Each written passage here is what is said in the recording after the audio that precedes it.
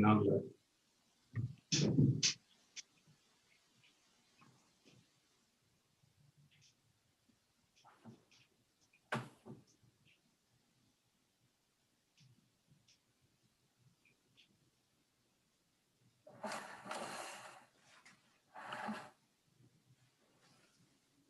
We are live. I just couldn't see it yet, but okay. Now, Amy, before we can start, if you can just maybe stop sharing for 10 seconds so we can introduce ourselves.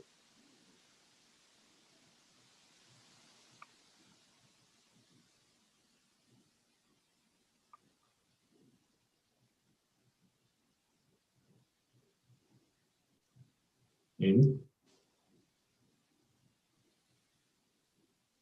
Oh, we left Amy while we were, so she'll come back. So I know we are live right now, so I'd like to start. This is United Medical ACO Diabetes Program, and my name is Kemal Erkan. I already had a live session this morning or this afternoon, so this is the second time today we are live. We are having a very small technical difficulty. We actually lost our leader, Amy. She's coming back.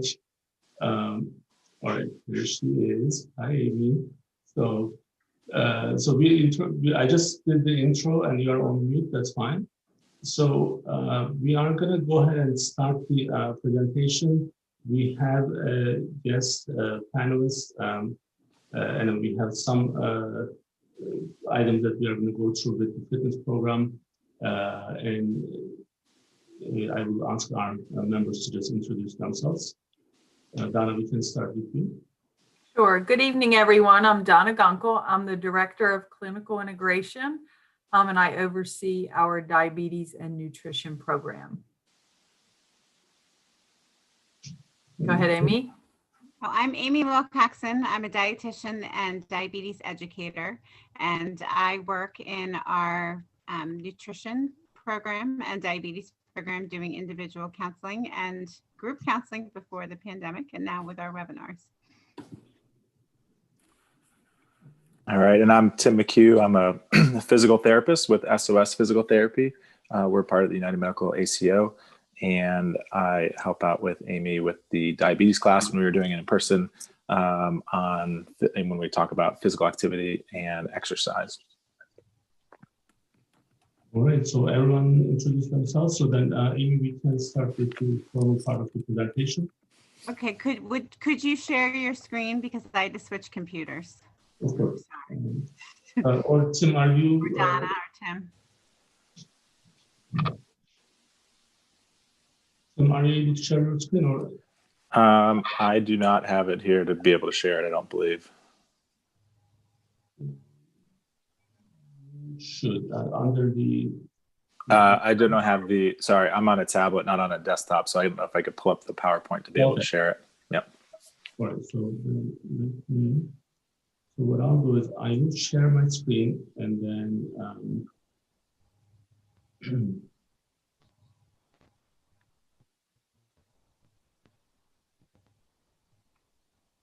I will click up to the point that Tim is presenting, so then I'll have him try to click from his side. We'll try that. Otherwise, I can do it from my side, no problem. Got it. So, all right. Now, before we actually go further, we do want to make sure that we mention Dr. Roku. He's our program director and endocrinologist with First Aid Endo. And then we have Jackie Masari, she's a social worker. And then you guys already know everyone else on the call. And Amy? And we have, this is part of our Wellness Wednesday webinar program. So this is our second one of the year. We started last year in 2020, talking about all the different things that diabetes affects, all the different parts of your body, your brain, your life. So we're continuing on with the series. And today we're happy to have Tim speak about exercise and activity, particularly trackers, which I know a lot of people like to use, and I will be talking about home exercise. So we'll start with Tim. All right, so Tim, I did just give you access. Let's try it if it works. Okay.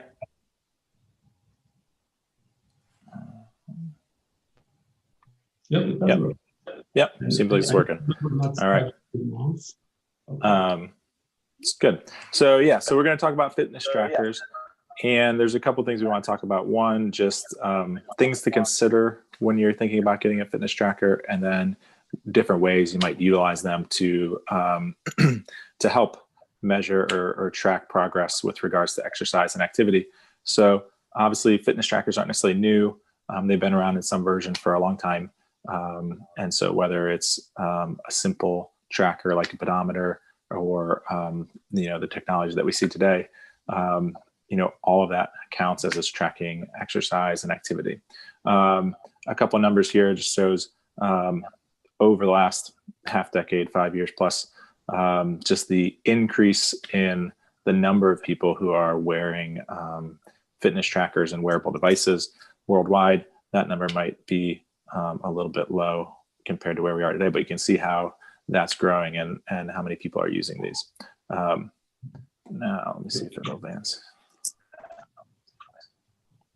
I don't know if it's not advancing for me. Let me see if I can get it here.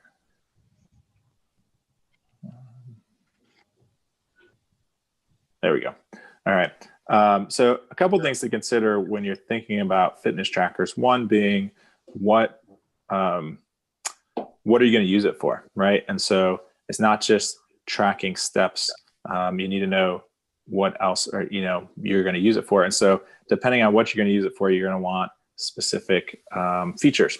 And so whether you're a swimmer, whether you're a runner, whether you're a cyclist, whether you just want to track your general activity throughout the day, there's going to be different features that you're going to want to consider depending on what that is. So not necessarily all fitness trackers are going to be waterproof, and not all waterproof fitness trackers are going to be able to track what you want to track with swimming, for instance. If you're a runner, you're going to want to be able to see certain things on the display with regards to your pace or your distance or your time. Cycling has its own information or data that you're going to want to track. And so you're going to want something specific for that as well. So depending on what you're going to use it for, how you're going to use it, you want to look into those features before making that decision. The app is a big part of this as well. And so that's where all your information is going to be collected. And so you want to make sure you investigate that and spend some time looking at that as well. Because if it's not clear, if it's not easy to find that information or to track the statistics that you want to track, you're not going to utilize it in the way that's going to be helpful in terms of really impacting your exercise or your overall fitness.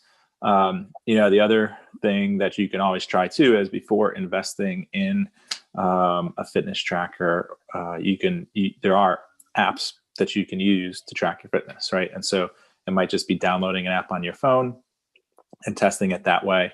It might require you to have your phone on you while you're exercising or while you're walking or while you're doing whatever activity you're doing. But some fitness trackers require that anyway to collect the information that they need. So downloading an app and utilizing that first, again, might be an easy, more economical way to get started versus spending the money on the tracker itself. Now, in terms of, I think we missed a couple slides there, but in terms of, oops, I don't know how to go back on here, but in terms of fitness trackers, the thing that we really want to know is how does it impact our exercise decisions, right? And so thinking about why people stop exercising or why people don't follow through with programs. One is, I'm too busy, I don't have time. Another might be lack of motivation, or another might be just that they're not seeing the results that they want, right? And so fitness trackers are helpful, especially in tracking those results and following that information over time to see that you're meeting your goals and making progress the way that you want.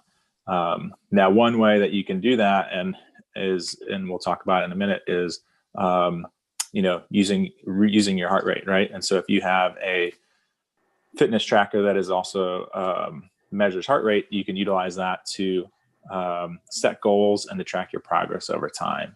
And so, here's a list of information that most trackers are going to keep for you. And so it's going to track your heart rate, it's going to track your activity or inactivity your sleep, your calories, all that sort of stuff. And so you can use those to set goals, and then you can go back to that dashboard and follow the progress over time to help set goals so that you can stay consistent with your exercise or fitness routine, whatever it might be. All right, so let's go ahead there. All right, so one way to set goals with using your heart rate, right? So if you have a fitness tracker that is also a heart rate monitor, which not all fitness trackers are, again, depending on what features you want, it's going to affect the cost, obviously. And then even if you have one that doesn't measure heart rate, you can buy or you can get a heart rate monitor strap that you can pair to the device. But one way you can track goals using your fitness tracker with heart rate is you can measure your resting heart rate. You can measure your recovery heart rate, or you can measure your average heart rate. And you can track these over time in different ways to meet those goals and see that progress. And so that's what we're going to talk about here for a minute. Why measure heart rate? Again, it's an easy objective measure to give feedback. It's efficient and precise. And then again, follow-up wise, it's easy to come back to and remeasure over time to make sure that you're seeing that progress. Now, your maximum heart rate, it would be your starting point. You need to know what that is to kind of work off of with some of these things. And so your maximum heart rate is generally 220 minus your age. And so this number is consistent. It's not affected by your fitness level. And so that's kind of your baseline starting point. So if I'm 50 years old, my maximum heart rate is going to be generally 170. If I'm 20 years old, it's generally going to be 200 as the maximum amount of effort, or my heart rate when I'm giving maximum amount of effort. Now, that's important because when we start looking at some of these other ways to track heart rate, we're going to need to have that to base off of. Your resting heart rate is going to be it is affected by your fitness level and by exercise, right? And so that's why this is a good measure to use as you're making goals or as you're tracking progress. So normally your resting heart rate should be between 60 and 80 beats per minute for an adult. And so you can get this baseline to start with. And to do that, you can take it in the morning when you first get up before you've been active. Take it for a few days in a row to kind of get an average of what it is over those couple of days. And then use that as your baseline to see how it changes with exercise. And so, you can track, oops, not too far there. You can track your exercise over time. There's other things you can do that affect your heart rate, whether it's be your overall health, your sleep patterns, right? So again, if your fitness monitor, your fitness tracker is tracking your sleep, that can impact your overall heart rate. Smoking is going to impact that heart rate. And so measuring that baseline of what your resting heart rate is and going back and measuring it as you get into your exercise program is an easy goal to set, an easy way to use your fitness tracker to see how that changes over time. The other thing would be your using your heart rate during your training to determine, are you exercising at an appropriate level, right? So here's a chart that's showing what percentage of your heart rate max should you be at when you're doing different activities. So strength training, for instance, puts us in this green moderate level. It should be generally 70 to 80% of your maximum heart rate. And so if this is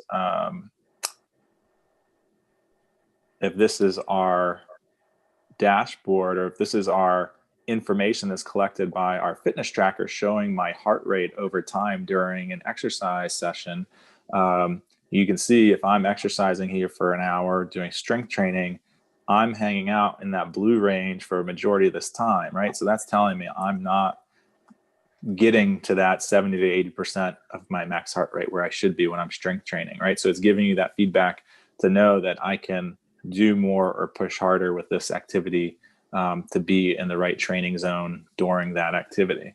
So that's another way to use your fitness tracker or your heart rate monitor to determine where you are. Another way is your recovery heart rate.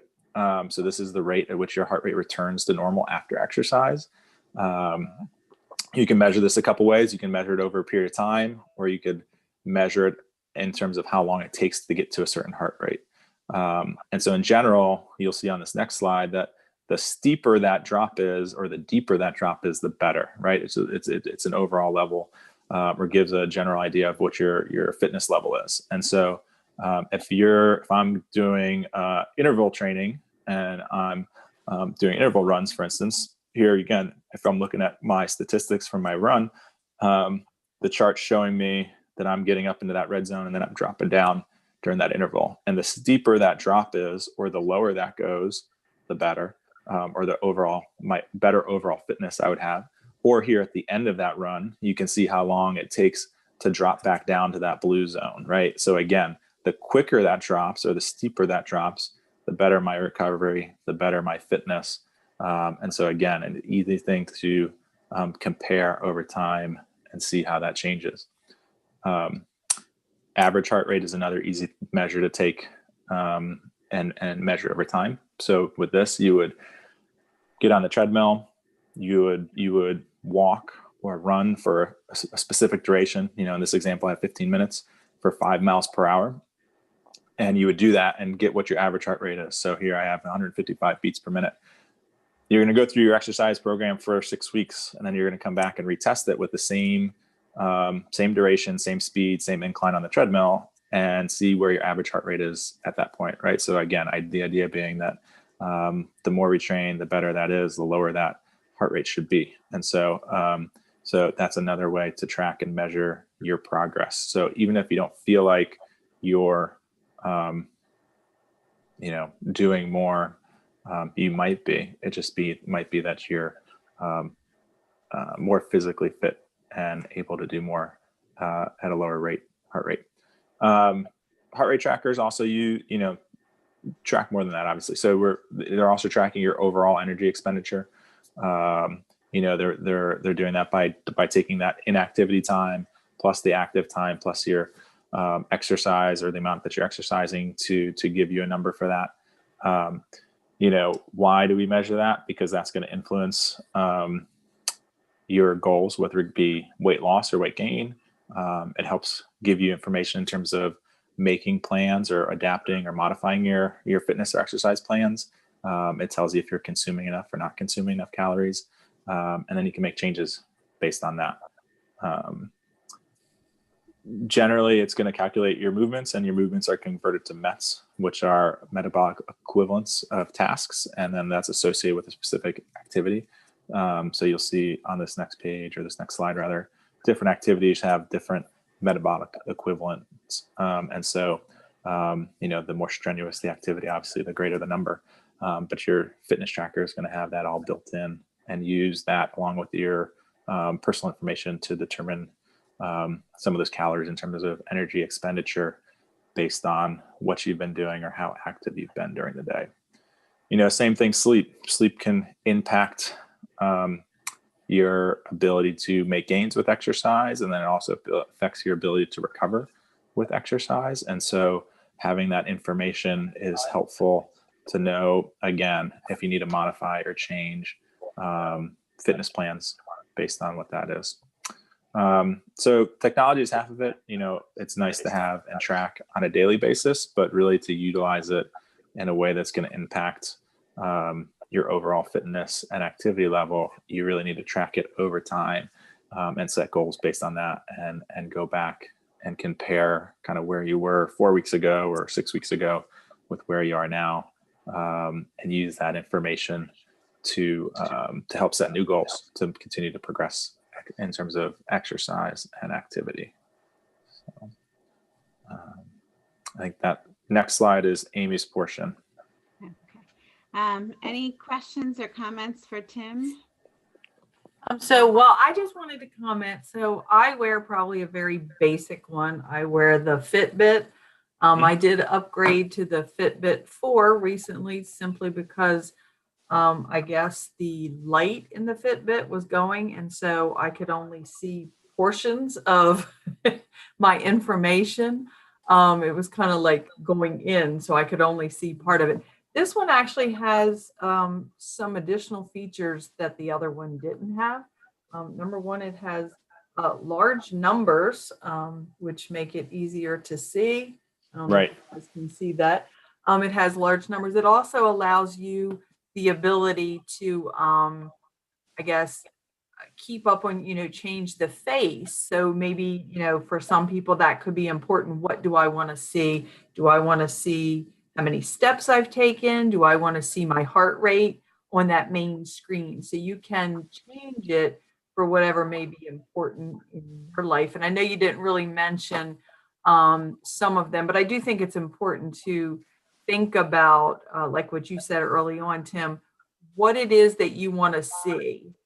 Because sometimes I think we can be overwhelmed by technology. And so, deciding what it is that you need to see or what you want to track. So I don't know if you want to talk a little bit about maybe. No, I agree. I think, I agree. I think, again, depending on what you're looking for, you do want to look into that and see what's going to be the most beneficial for you. So, right. So I don't have an activity tracker that I use in general, but I have a GPS watch that I'll use when I'm running. Right. And so when I was looking, I knew I wanted one that would show my average, that would show my pace and would show my distance and show my overall time all on the same screen where I could clearly see them. Right. I didn't want to have to be flipping through the screens or the face to be able to see that. So you're right. So depending on what you're using it for, you do want to kind of search that out or look into that to see what information can I display, what information can I display at once, or how much am I going to have to scroll through this to find what I want to see, and how easy is it to get there? Yep. No, and I'd say overall, looking into the different fitness trackers, the Apple Watch overall generally gets the highest ratings across the board in terms of in all the categories, right? If it's a specific activity or specific use, then there might be one better for running, or there might be one better for something else. But the overall general use, they'd still get the highest rating. So I have a Sorry, go ahead. question. So when we actually, from this program standpoint, when we look at our patients who are the average patient with diabetes, right? So, Tim probably doesn't have diabetes, and he's probably in perfect shape, and Donna is not maybe the best example, and we may not be the best example. So when I know the phones have these applications already built in, and if I keep my phone all the time with me, and if I'm an average patient with diabetes, but I'm talking about patients maybe a little bit on the obesity side, like the I-32, like instead of just being like a professional tennis player versus just to live my life without being controlled. Would the phone do the same thing in many cases? It will in a lot of ways, right? And I think, again, that's oftentimes a good starting place, because you can, most phones, like you said, come with something that will track some of that basic information for you, or you can download an app. Even if you have to pay for the app, it's going to be significantly cheaper than buying a fitness tracker. So, I think Fitbit does have an app that you can download and use without having a wearable device on. And so there is ways to do that using your phone that'll collect a lot of that basic information to give you a starting point.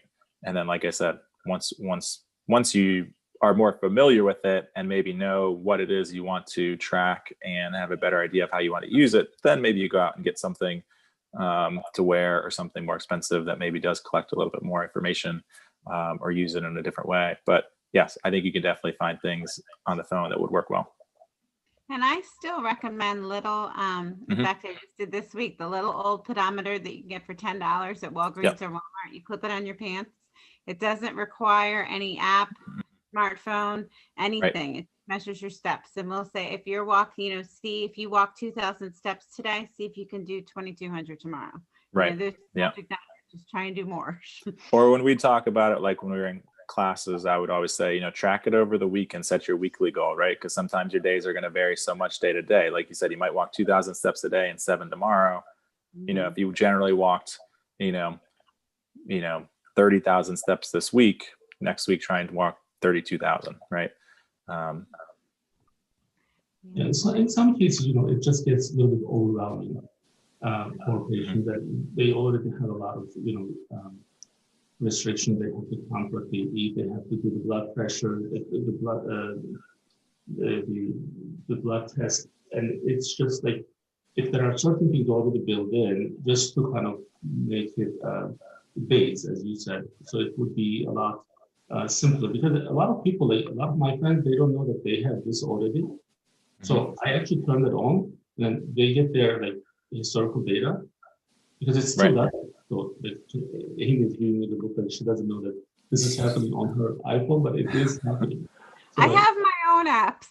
so, yeah, like this is like even if you don't use it, this is still available. In the health app, right? Yeah, I know. yeah. I just don't use it. It's not my garment. With the iPhone, actually, they can tie this into their patient portal, Donna, so that the information is already synchronized. So that's actually a good way to get the information to. So I would definitely, tell them about the phone. I mean, I know the iPhone, I don't know the other ones, but I'm sure they have something similar. Yep. Well, and there's free pedometer apps that you can put on any phone. Yeah. You just have to carry your phone. And for some women, I mean, men often stick in their pockets, but women, I mean, Donna, you might say this, when I'm home, my phone is not on my person. Right. So it's not Yeah, tracking. that's why I like the Fitbit, because I figure it, I wear a watch all the time. So it's something that I don't have to think about. And then to your point, Tim, tracking it, I can just, whenever I'm sitting there, I can just, sync it to my app. And then I can look at my progress. I can look at how many steps I did that day, that week, that month. It tracks your sleep. It does a lot of those things, simply by just wearing it pretty much all the time, except when I'm showering or, swimming. Well, and I think Kemal makes a good point that some people it's too overwhelming to track out. So some people who don't want to count anything, Right. it's not the best thing for them. But other people, I had somebody I spoke with earlier this week who talked about they're in these Fitbit groups and these challenges. So they're motivated to walk more because they're in, and they don't know these strangers. It's whatever their Fitbit name is, and they want to beat them. So they want to be number one with so many thousands of steps. So if somebody who's interested in technology and data, I think it can be really appealing and motivating. But other people, it's one more thing to have to track. Right. Not so fun. So with the, I was just pulling my patient portal. So it says connect Apple Health to United Medical Physicians and allow Apple Health to access allergies, conditions, immunizations, medication diagnosis, demographics, and procedures. So with our IT Health. So we may need to actually do a little bit more. So right now I'm going to allow access. So I think this would be a good way to kind of maybe also promote the patient portal, because many of the data retrieving from the patient is kind of the trouble for the offices. So this would be a good way to do that. Yeah, that's great. Now, I can't help but ask Tim, how is it that no kids, that we didn't hear any? They're not home right now. They're not home right now. Yes. So I'm like, how does he do it? I can deal with one dog. No noise. That's good. All right. Now, Amy, I'm going to go back to sharing the screen. So, and if I give you access on the mouse, let's try that. All right. I'll try. I'm on a different computer, but I'm going to try. So if it doesn't work, then no problem. I need to go back. Let's see if I Actually, Donna, can I give you the access? Because it doesn't show me any access. Okay. I can't. No, Donna is go back, and I can't. Donna is doing it, right? Okay, let me see. There we go. Okay, can you go back one? Oh, that's perfect. Thank you. I'm sorry. Okay. All right. So one of the things I've been talking about since last March is that nobody wants to go. Well, last March, the gyms were closed and now they're open, but people don't want to go. And I don't want my patients, I don't want people to go either. And I'm sorry for gym owners, but the gym can be a risky place, and I understand that, but we still have to exercise. So one of the things we've been talking about since we started the webinar series is that activity is really important for diabetes. Yes, it's one more thing you have to do. Yes, it's one more thing you have to track. I'm sorry, but it makes your body's insulin much more sensitive. When you move, after you eat, your muscles need the glucose in food. So if I eat dinner, let's say I have a sandwich for dinner and I'm moving around, that sandwich, the glucose from the sandwich, some of it's going to be pulled by my muscles to be used for activity. So it is really important. And we use the word activity because some of the things that Tim was talking about, like running, cycling, swimming, that could be overwhelming. Maybe that's too much for you to do. And so activity, moving around, counting, walking in your house, counting steps, all of that counts. It's really cold. It's supposed to be 15 degrees this weekend. So you might not want to go outside and go for a walk. I don't know if I want to go outside and go for a walk. Secondhand equipment. This is a good time of year. A lot of people are getting fancy new Pelotons, so they're getting rid of their cheaper equipment. Facebook Marketplace, Craigslist, there's the neighborhood pages next door. A lot of times people are getting rid of stuff. And then there's also stuff you can do at home with no equipment that's free. So there's always something you can do. Even if you have a very tiny space, there's always something available that you can do. Okay. So look, if you want a DVD, if you don't have a computer that it's easy to move, so if your computer doesn't hook up to your TV and you don't want to have to stare at the small screen, that can be hard. You might want to get DVDs, and you can get them at the dollar store for $1. They're pretty cheap. Things like Jillian Michaels, she's at the well, not Jillian Michaels herself, but her DVDs at the dollar store. And then there's things that are more walking in place, slower, and lower. Jump rope and hula hooping are both back. You can get weighted ones, you can get normal ones, you can get cheap ones at $5 Below. There are things on YouTube showing you different exercises with them. There are a lot of subscription programs. Some gyms that were only in person are now available, like Pure Barre, for an example, which was a chain. It is a chain. Now they have a subscription program that's paid, and then YouTube.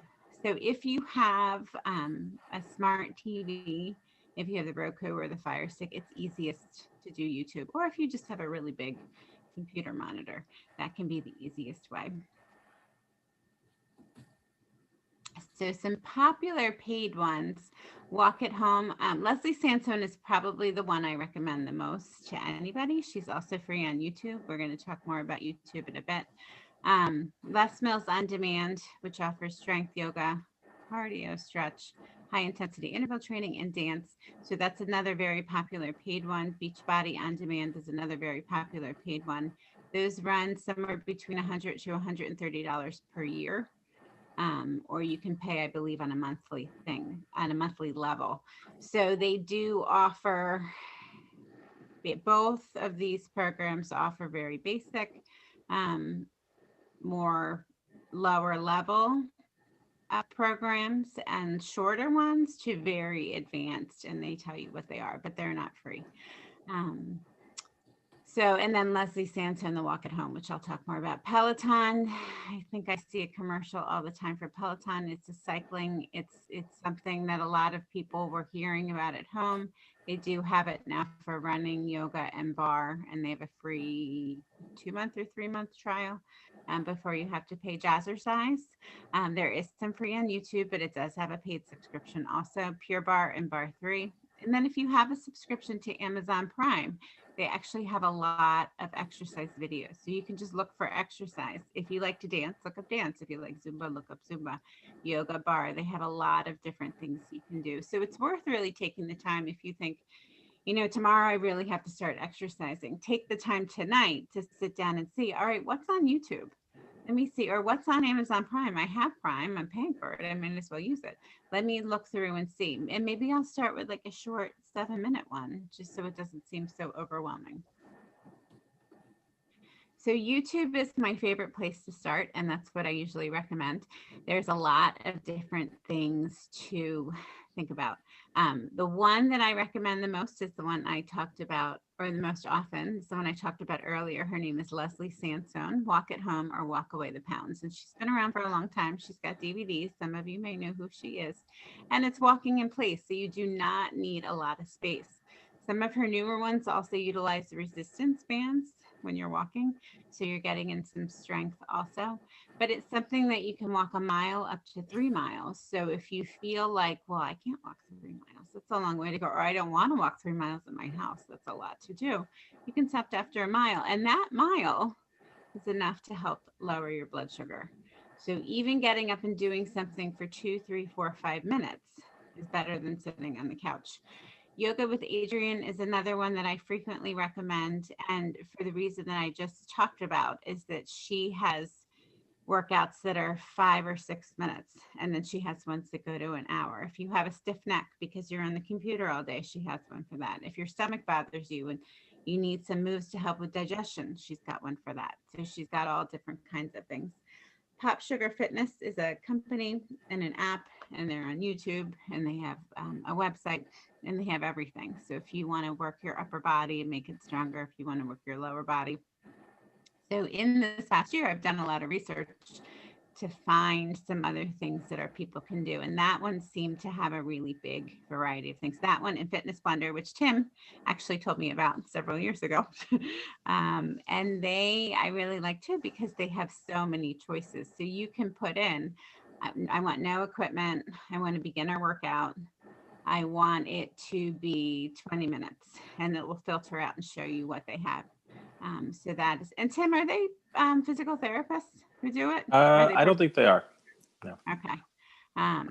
So, but they seem to be good workouts, right? And then they also do, I believe, I haven't looked on there recently, but they also do have the option where you can mix and match the program you want to use, or you can pay for a program and it'll tell you to do this, this video this day and this video the next day and this video the next day. So you can do it either way there. They have the free option, or you can pay for a specific program. Oh, that's good to know. Okay. And then Blogilates is a woman whose name is Cassie Hub. She's got a calendar, which hers is all free also.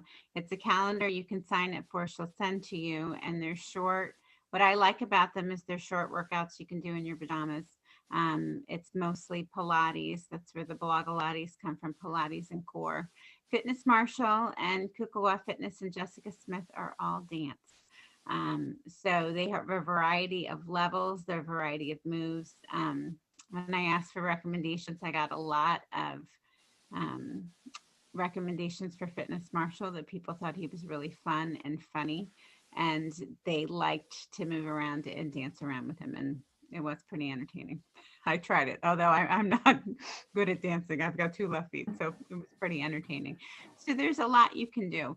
When you're at home, you really want to know your limits. So if you haven't exercised in a long time, you want to be careful. There is a disclaimer at the beginning that you should talk to your doctor, and that is true. So if you decide to do some high intensity interval program and you haven't exercised in a long time, that might not be the safest thing to do.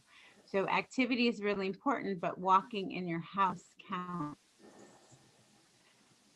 Consider safety. Is your floor slippery? Is there no support for jumping? Should you not really be jumping yet anyway? Start small. So if you haven't exercised in a while, start with a couple minutes. So if you think, well, I used to walk 3 miles 3 days a week, but that was a whole year ago. Well, maybe start, can you walk 5 or 10 minutes? Can you walk a half a mile? If you're not really sold on different programs and you think, well, I don't want to go on YouTube, or I don't have a computer and my internet is spotty, or I can't see my computer, all movement counts. So some of this goes back in with Tim with the tracker. If you mop the floor, that counts. That's movement. If you walk up and down the stairs, that counts. Scrubbing the tub, cleaning the oven is a lot of scrubbing. It's hard work.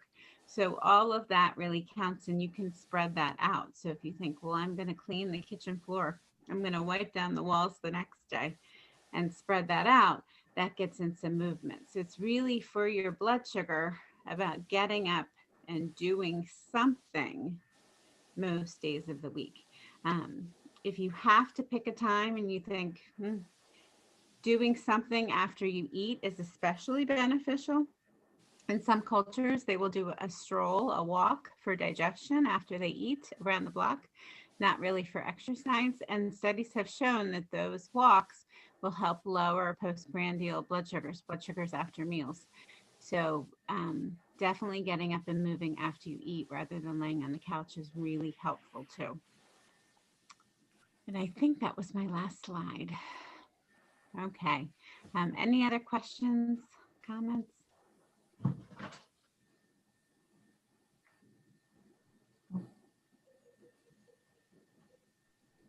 Right.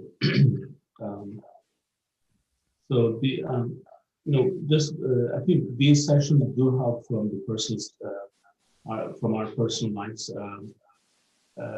It's a lot easier to sometimes make that decision and not to just get up and walk. The easiest way and safest way right now is go out and then just couple blocks walk and come back home. Now, better actually, you can go to Brandywine SPCA and adopt a puppy. So you are forced to walk. And I mean it, I'm not kidding. So it actually is good for the mental health, and it is good for the for you to be kind of you have to go out with the puppy, and then it would be the best time to get one if you have no reason to walk. So I think we just need to find that like no excuse zone, and then just start doing some of these things. And we are all guilty of it. I'm not going to pretend like this time in the last 4 years I'm back to almost normal, but a lot of dieting and then trying to kind of push ourselves to do more stuff, keep ourselves active. It's difficult, but I think best would be, I didn't realize how important it was to work with one of the nutritionists or someone like Tim, maybe even the social worker in some cases, to overcome some of these problems. Because when we talk and then when we tell someone that we have these shortcomings and not making some decisions, not making commitments, I think it helps when you share with someone. It kind of puts that healthy pressure on you, so that you are able to start moving on, and hopefully everyone can do that. Right. And I think another thing is, Amy, to your point, getting up and moving. So if we have the opportunity, and maybe we live in a 2-story home, and you're downstairs, it's not like, oh, I'll wait and do that later when I go upstairs. Maybe making that extra trip up and down the steps, even if it's to do something simple, to take something small upstairs or go get something and bring it downstairs. I think winter is probably one of the worst times, right? Because it's probably dark in the morning when we're getting ready and going to work. It's dark when we get home, so we don't really spend a lot of time outside. So looking for additional things that we can do inside to stay active, especially in the evening. And that's a really good point about going up and down the stairs. That's something that we used to have back before Netflix and people were watching so many streaming things without commercials. We would always tell people every commercial, do you get up and go up and down the stairs, or depending on fitness level, do do something, because we sit a lot, and so to try and do something small and then go back down and sit and then do something small is a good habit to get into. Right. And I agree. When you don't have commercials, right, you tend to stay there longer and maybe get up only after you've watched something or after you've done something. So looking for different ways to get in a little bit more activity. Now, if we don't have any other comments, I do want to just add one unrelated item. The COVID vaccine, there are some issues on the rollout. So it's different than what we were told before. We are getting new updates, and unfortunately it's not as in a way that it's not coming quick enough. It was going to be, we were going to receive them this week for our patients, in case our patients would watch this today, January 27th. So we won't have the vaccine for at least another week, right, Donna? Maybe next week, but that's not even the case. And the other very common question that we are going to receive, and then again, we want to take advantage of these videos. If you already received the first vaccine, the second one is not going to be in 3 weeks. It may be up to 6 weeks, and then there are no harm. Apparently, just because of the shortage, they're not trying to rush the second dose rather than just giving it to the people that know vaccine. So if in case our patients aren't following the vaccine updates, and I will be talking about that on our Friday session in that, so we can actually answer some questions if there are any. Friday is going to be at noon, our regular weekly event. Right. I mean, we were just on a Department of Public Health call right before this meeting tonight, and it's not that we can't or don't want to share the information. The state is on many calls with, at the federal level with Moderna, with Pfizer on like a daily basis, and they're only getting information, Dr. Hong had mentioned, about 3 days prior to getting a shipment. So they're not even getting at the state level information about how many vaccines they'll get next week or the week after or the week after. They're getting it literally just a few days before each shipment arrives. So, it makes it hard for all of us to answer those questions, but they are getting them, and they're, all of the requests are in a queue, and then they're sending out the vaccines based on the request in the queue for, yes, the second doses as well as the first doses for those patients at high risk and over 65 in the 1B category now. The good news, though, Donna, it seems that now there are more people who want to get the vaccine. And until this week, we were trying to make people more comfortable with the vaccine, and all of a sudden there's a shortage and everyone wants to get the vaccine. Amazing. Yes, it does seem like it's really, which is a great thing. Hopefully that's just putting us one step closer to getting back to normal, hopefully in the upcoming months. It doesn't mean the second, as they mentioned, that doesn't mean as soon as you get your first or your second vaccine that you take the mask off and, everything's back to normal. We still have to follow the protocols, right, until we get the majority of the people, the herd vaccinated. So, but hopefully it's putting us a step closer. All right, so in our next event, we are on the set for 2nd and the 4th Wednesday at 7 p.m. every month. So our next one is February 10th. We'll have Dr. Peters from CREAS and Franticone, one of our other nutritionists, talking about, do you want to say something, Donna? No, I was going to say, I want you to talk about the topic. Talking about diabetes after bariatric surgery. So I know people with diabetes considering surgery, often the question, is it going to go away? And what am I going to have to do with my diabetes? So they are both going to talk about that on February 10th. Okay, sounds great. Well, thank you so much for joining us tonight, Tim, Amy, Donna, myself. So thank you, and we'll see you guys next time. Bye-bye. All right, thank you. Thank you. Good night.